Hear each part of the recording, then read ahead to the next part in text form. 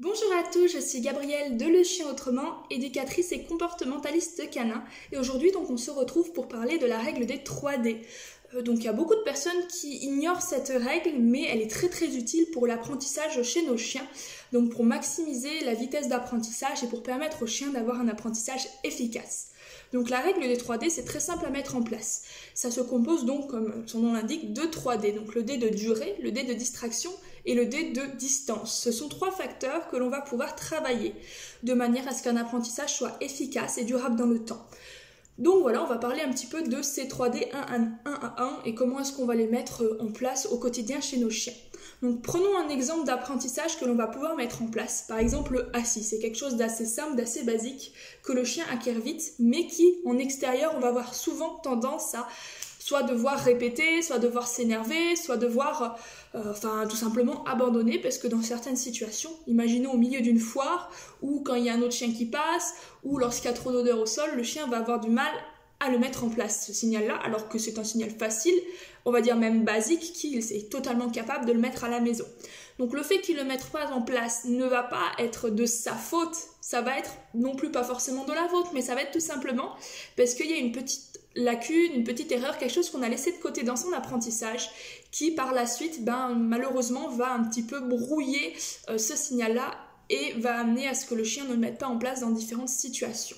Pourquoi? Tout simplement parce que ce signal-là, on n'a pas travaillé ces 3D, on n'a pas travaillé ces trois facteurs, on est resté à la maison, on se dit il l'a appris, c'est bon, il le mettra en place dans d'autres situations, mais non, ça c'est quelque chose on va souvent y penser, mais on aura souvent tort sur le sujet. Un chien, quand on lui apprend quelque chose, il faut pouvoir s'entraîner. Si je vous donne un exemple sur Sacha, tous les soirs, quand je vais me le promener, une dernière balade où on fait un tour en fait de pâté de maison pour qu'il aille faire pipi caca en fait avant d'aller se coucher, et je vais prendre environ 10 minutes où je me mets sur le parking où je travaille souvent avec lui et on va apprendre de nouvelles choses qu'au fil du temps, donc tous les jours je travaille 10 minutes avec lui. Une fois que c'est bien acquis dans cette circonstance-là, on va pouvoir le mettre en place dans d'autres situations, mais il y aura un entraînement tous les jours, et ça c'est déjà un des facteurs hyper importants pour pouvoir maximiser donc le travail avec votre chien. Travailler fréquemment pour pouvoir avoir un entraînement qui est efficace et une écoute qui est maximale si on veut.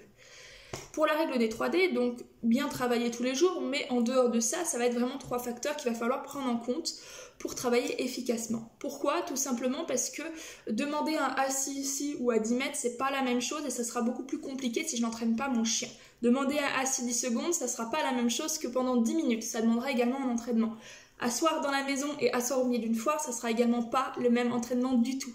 Et ça, il va falloir y travailler, il va falloir entraîner votre chien dans différentes situations, donc toujours progressivement. Si là, demain, alors que j'ai appris dans la maison que je vais dans la foire et que je m'entraîne, ça sera pas, on va dire qu'on va pas forcément y arriver, on va devoir prendre 1 heure en s'énervant pour rien, quoi. Donc on va plutôt préférer mettre en place un programme d'entraînement. Donc moi j'aime bien quand je suis les chiens en rééducation, mettre en place un programme d'entraînement pour se dire ok, ce chien-là il est réactif, ce chien-là il a besoin d'apprendre le stop, il a besoin d'apprendre le fait de marcher au pied d'un côté ou de l'autre suivant où le congénère passe. Ce chien, il a besoin d'un cadre et pour cela, il va falloir que je l'entraîne dans ce cadre-là. Donc, j'apprenne chacun de ces signaux. Et je vais demander au propriétaire de ce chien de tous les jours trouver un temps, si possible, qui soit le même. C'est un peu comme la méditation pour ceux qui en font. Il faut se trouver un temps, sinon après on oublie de le faire. Donc, il faut vraiment se trouver un petit temps. Moi, c'est tous les soirs, donc dans ma dernière balade où je prends ce temps-là. Je vous ferai peut-être une vidéo pour vous filmer, pour vous montrer un petit peu comment je bosse avec lui. Mais vraiment, petit à petit, je trouve un temps à mon chien, tous les jours ou tous les 2 jours au minimum. Et je vais me dire, ok, là, j'ai 10 minutes, qu'est-ce que je peux travailler?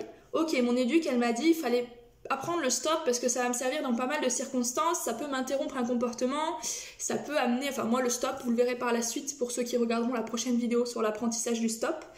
Je le mets en place d'une façon à ce que le chien... au lieu d'arrêter un mouvement, justement le chien s'arrête dans le comportement qu'il fait, donc un interrupteur de comportement, et revienne de manière urgente, donc également un rappel d'urgence. Ça va vraiment être, mon chien est en train de faire quelque chose, paf, il faut qu'il s'arrête, il faut qu'il revienne. C'est ça que je vais travailler avec le stop, et qui va être très utile sur les cas de prédation, sur les cas de réactivité, sur les cas de chiens qui vont manger tout ce qu'ils trouvent par terre. Ça va vraiment être très utile. Et voilà, il faut l'entraîner. Pour ceux qui verront la vidéo, c'est quelque chose d'assez long à mettre en place. Donc si je ne l'entraîne pas tous les jours, le signal se perd ou bien il n'évolue pas et j'ai un chien qui le mettra pas en place. Et après vous, propriétaire, vous vous énervez sur son chien. Mais pourquoi? Est-ce qu'il veut pas faire ça? Il l'a appris à la maison, je comprends pas, on y a travaillé, mais il veut pas. Non. Si le chien ne veut pas écouter, ce n'est pas parce qu'il est têtu, ce n'est pas parce que c'est une race dite, je veux dire, têtue qui veut pas écouter, c'est pas parce que c'est une race primitive qu'elle veut pas écouter. Non, c'est parce que simplement, il faut s'entraîner. Il faut trouver la motivation du chien. Il y a des chiens qui n'aiment pas la friandise, hein. Donc on utilisera le jeu par exemple. Il y a des chiens, le jeu, ben non, ça va les exciter. Donc on utilisera peut-être la caresse, une friandise ou autre chose. Il y a des chiens, les friandises séchées, ils en ont rien à foutre. Moi Sacha, il en a rien à taper, hein, de la friandise séchée. Ça l'intéresse pas. Il faut que je sorte quelque chose de plus attrayant, qui aura plus de goût, plus d'odeur pour les choses qui se demandent beaucoup d'efforts. Donc par exemple le stop, où là, il faut que le chien, ben, il arrête quelque chose qui lui plaît pour revenir. Je vais plutôt utiliser quelque chose que le chien raffole. Ce genre de choses, en fait, adaptées pour motiver. Ça, c'est hyper important. De toute manière, en éducation, on a deux choix. Soit je motive par la contrainte, et donc le chien est motivé parce que si je fais pas ça, je m'en prends une dans la gueule. Soit inverse, il est motivé par quelque chose qui va lui apporter un plaisir. Donc le plaisir, après, c'est à lui de définir ce qui lui fait plaisir. Vous pouvez pas me demander « Ah, moi, j'ai pas envie de te récompenser avec des friandises, même si t'aimes ça, j'ai envie que tu prennes plaisir à jouer. Joue. » Non, si j'aime pas ça, j'aime pas ça. Voilà, c'est pareil pour le chien. S'il aime pas la friandise, ça sert à rien de proposer la friandise. Et voilà, donc on a obligatoirement deux façons de travailler. On peut travailler avec l'environnement, ce sera pareil, un renforceur, hein, ce sera une motivation qu'on ajoutera, qui sera différente et qui, de toute manière, c'est une récompense quand même. Donc on a deux choix en éducation, soit on punit lorsque le chien fait autre chose que ce que l'on désire, mais ça va amener plein de problèmes à l'arrière, donc des chiens qui vont perdre la confiance, des chiens qui vont s'énerver, des chiens qui peuvent devenir agressifs parce qu'ils vont pas comprendre votre réaction, mais pourquoi, et des chiens qui vont s'éteindre parce qu'ils vont avoir peur de proposer des choses qui vont être fausses et qui vont être punies. Donc c'est pour ça, on y dégage, on reste de côté, on n'utilise pas ça chez le chien. Vous punirez pas un enfant parce qu'il a fait une erreur dans ses tables de multiplication, vous vous punirez pas parce que vous avez fait une petite faute d'orthographe sur votre fiche. Alors n'allez pas punir, engueuler votre chien parce qu'il a fait une erreur. Une erreur n'a pas à se punir, une erreur c'est une erreur. Une erreur ça se travaille, une erreur ça s'enjolive, une erreur devient une réussite. Mais on va pas punir une erreur pour la supprimer, c'est bête. Une erreur c'est une erreur. Voilà du coup pour ça, pour tout ce qui entoure l'apprentissage. Maintenant voilà, la règle des 3D va falloir la mettre en place. Donc comment on travaille tous ces facteurs, donc durée, distance, distraction, et ben on va y travailler sous forme d'apprentissage vraiment régulier, donc comme je vous l'ai dit, mais cadré. C'est-à-dire que je me donne un endroit, je sais que je dois travailler par exemple la distraction. Et ben mon chien il est capable de le mettre en place dans la maison, le assis par exemple, mais il n'est pas capable de le mettre au milieu d'une foire. Qu'est-ce que je peux avoir comme intermédiaire entre la maison et la foire? En principe j'en ai plein. Je peux avoir un champ. Peut-être qu'il y a trop d'odeur, donc peut-être que je vais plutôt aller me prendre sur du goudron. Peut-être qu'il y avait un chien à ce moment-là, donc peut-être que je vais y aller un autre horaire, là où il y a moins de passage. Enfin, je vais essayer de m'adapter pour trouver une situation, un environnement qui soit adéquat, adapté au niveau de travail de mon chien et progressivement, je pourrai augmenter la difficulté. Donc, par exemple, un assis à la maison, je peux le passer à un assis sur du goudron, un assis au milieu d'un parking, un assis sur... Moi, je travaille sur les terrains de boules. Vous savez, les jeux de boules, ils ont un terrain de sable, en principe. Et donc, je me mets dessus. Donc bon, je fais attention qu'il ne fasse pas pipi caca partout, quoi. Je fais un petit tour avant. Rassurez-vous, voilà, je reste propre là-dedans. Mais on y travaille. Et c'est un terrain qui permet aux chiens de ne pas être déconcentrés parce qu'il y a des odeurs de partout, parce qu'il n'y en a pas. C'est un plat avec que du sable dedans. Il peut y avoir des chats qui viennent dedans, mais c'est tout, quoi. Et voilà, il n'y a pas assez de sable pour creuser et faire ses besoins dedans.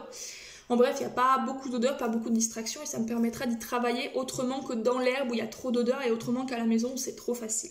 Donc trouvez un terrain d'entente avec les capacités de travail de votre chien et vous ferez en sorte que ce qui est acquis, eh ben, vous y rebossez un petit peu de temps en temps. Ce qui est en cours d'acquisition, ça vous y charbonnez à fond. Si vous voyez qu'il y a des difficultés, on retombe sur ce qui est acquis. Et tout ce qui est non acquis, pour le moment, on n'utilise pas, on le laisse de côté. Plus je mets mon chien en échec, plus je fais en sorte de travailler ce qui est non acquis dans des situations où je sais que le chien va se mettre en échec, plus l'échec et l'erreur va prendre de l'ampleur et tout ce qui était en cours d'acquisition et qui était auparavant acquis sera non acquis. Pourquoi? Tout simplement parce que c'est un phénomène du cercle vicieux si on veut, où déjà le chien il va perdre de la motivation parce que vous, si vous faites tout le temps des fautes, qu'on vit tout le temps, si tu fais de la merde, c'est pas bien au travail, vous vous considérez comme quelqu'un qui fait les choses mal et vous ferez les choses mal. Bon, le chien c'est pareil, perte de motivation, perte de confiance.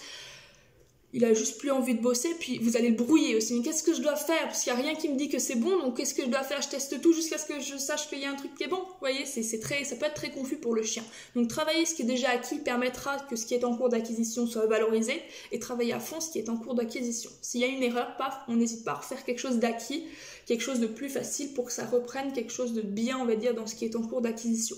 Mais ce qui est non acquis, paf, on le laisse de côté. Donc voilà pour du coup ce travail-là. Donc on travaille sur des distractions différentes progressivement. Au niveau de la durée du travail, alors ça c'est vraiment ce qu'il y a de plus simple. Vous demandez à votre chien par exemple de s'asseoir ou de produire le comportement souhaité, vous le récompensez directement. Donc il y en a qui peuvent utiliser le clicker, j'en ai pas là pour vous faire la démo. Mais par exemple vous pouvez cliquer avec le clicker directement. Et puis pour augmenter la durée où ce comportement va rester, simplement vous augmentez le temps dans lequel vous allez cliquer. Donc vous avez deux méthodes. Soit vous cliquez, récompenser un peu plus tard et progressivement de plus en plus tard, soit vous cliquez directement, vous récompensez. Si le chien reste, vous recliquez, vous récompensez. Si le chien reste encore, vous cliquez, vous récompensez. Ça augmentera beaucoup plus vite.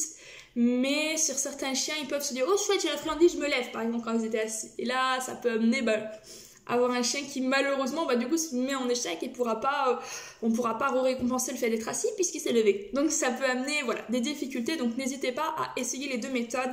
La deuxième qui est de cliquer à la suite, donc pas forcément clic, mais simplement, ou ceux qui n'utilisent pas le clicker, je vais dire oui c'est bien, j'attends une seconde, oui c'est bien, ça va permettre au chien de rester plus longtemps, et après j'aurai à passer simplement mes récompenses et mes félicitations pour avoir un comportement qui n'a plus besoin d'être récompensé. Donc ça vous pourrez aller voir pour les personnes qui se posent des questions sur la friandise, à savoir est-ce que la friandise c'est quelque chose de bien ou de mal chez le chien pour l'apprentissage? Alors je dirais que si c'est mis correctement en place, oui c'est quelque chose de bien. Si par contre c'est fait n'importe comment, ça peut amener des problèmes et des choses compliquées à gérer à la suite. Donc n'hésitez pas à regarder ma vidéo donc, au sujet des friandises. Faut-il utiliser la friandise dans les apprentissages de notre chien? Et voilà, vous aurez la réponse à vos questions. Mais voilà, il faut augmenter la durée. Pour augmenter la durée, soit je récompense plus tard, mais je vais avoir une motivation qui va être moins grande. Tiens, à chaque fois, plus j'attends, plus la récompense est tard, j'ai plus envie de travailler. Ça peut arriver. Donc, il faut bien s'adapter au chien. Il n'y a pas de méthode universelle. C'est surtout le chien qui réagit comme il l'entend. C'est pas une table basse, donc il n'y a pas de manuel, si on veut, exact. Chaque chien réagit différemment. Et on peut, si possible, récompenser vraiment « Ok, t'es resté, ok, t'es resté, ok, t'es resté, c'est très bien, ou clic. » Et j'augmente le temps entre chacun de mes clics pour augmenter la durée d'attente du chien. Tout simplement. Ensuite, on va pouvoir travailler donc la distance. La distance, on va y bosser en fait. Déjà, il faut bien conditionner ce qui est acquis. Donc, c'est-à-dire ce que vous avez mis en place devant vous, par exemple, assis devant vous, vous allez le répéter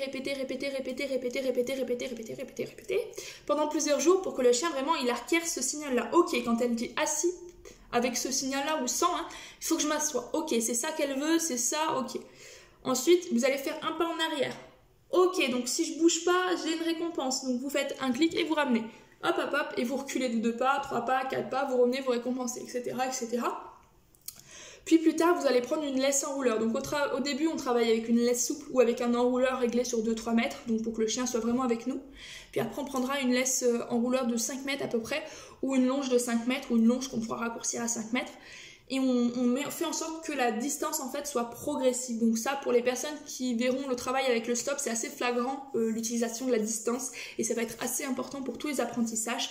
Si je veux que mon chien s'assoie à 100 mètres de moi quand je lui demande, il va falloir que j'y travaille progressivement, et ça va être plutôt long pour 100 mètres. Courage. Mais on va finir par y réussir, donc il n'y a pas de raison, mais il faut y travailler. Ça vient pas tout seul, tac. Gardez en tête que vous avez une espèce qui est différente. Si là, maintenant, je vous mets dans un troupeau de sangliers, je vous mets avec une famille de sangliers, et vous avez quelques mois, je vous mets alors que vous êtes tout petit, je vous mets dans ce troupeau de sangliers, et puis je vous dis, je vous parle en sanglier, je vous dis fais ci, fais ça, fais l'autre, vous comprenez pas, vous faites rouspéter, voilà, dites-vous qu'à la place de votre chien, mettez-vous à sa place et dites-vous que c'est très compliqué d'apprendre une nouvelle langue d'une espèce inconnue. Essayez d'apprendre ce que veulent dire les aboiements de votre chien. À la limite, vous allez en reconnaître 3, le neutre, le content, le pas content, alors qu'il y en a plein des vocalises, alors qu'il y a plein de postures de corps, etc. Donc dites-vous ce qu'on demande à nos chiens, même nous on n'est pas capable forcément tous d'y mettre en place. Donc soyez indulgents et travaillez bien les choses. N'allez pas dire que votre chien est têtu, n'allez pas dire que votre chien est ainsi et ci et ça et l'autre. Non, dites-vous simplement que c'est une question d'apprentissage et de motivation. Si le chien ne produit pas ce comportement, c'est qu'il y a quelque chose qui est laissé de côté, et là il faut chercher quoi. Voilà.